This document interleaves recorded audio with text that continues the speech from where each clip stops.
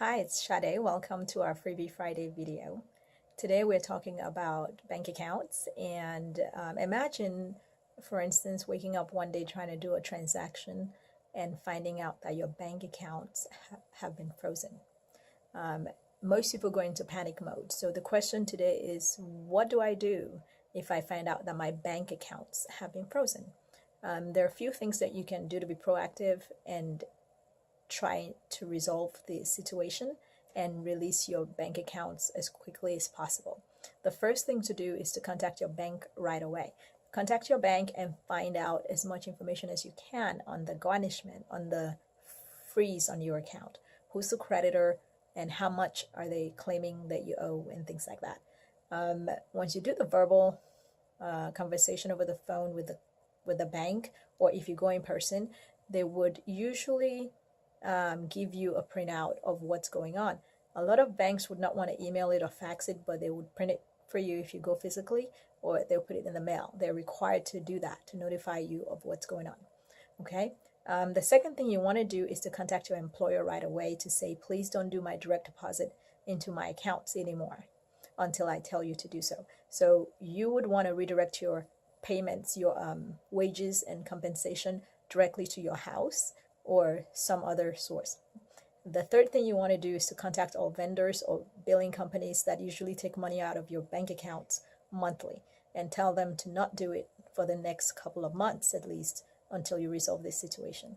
The fourth thing you want to do is to try to get a copy of all your bank statements going back as far as 6 months. And you want to trace the money that's currently in the account to the source. For instance, is the money that's sitting in your account coming from just your compensation for work done? Is it coming from child support payments? Is it coming from insurance payouts? Is it coming from a sale of a home, a car, a boat? Where did the money come from that's sitting in the account? Make sure you try to trace everything back, put everything together in an organized manner in a Word document or spreadsheet, and also figure out which accounts have somebody else on there with you and whether the other party deposited money into the account as well. That could be your spouse, it could be your children or relatives. The last thing you want to do once you've done all that is to contact a lawyer who knows how to do this kind of collection defense and ask them for the next best move.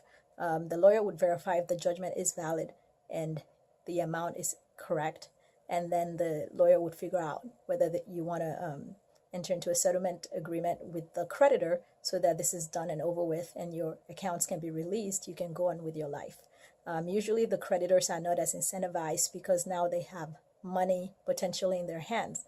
So your lawyer would figure out all of that and whether you have objections or exemptions that you can claim and then go from there. So that's the best way to do it, but we'll have to advise, of course, to always try to handle valid judgments way ahead of time because these types of situation can be avoided, and because the judgment just keeps increasing because of the interest rate that's on it. So try to settle things sooner than later so that this kind of situation doesn't happen too often. And that's our suggestion for how to go about handling bank accounts that are frozen. And if you have any specific questions about your situation, make sure to talk to a lawyer and they will be able to guide you. So thank you as well always for watching our videos, and we hope this has been helpful. We'll talk to you next time. And until then, have a happy Friday.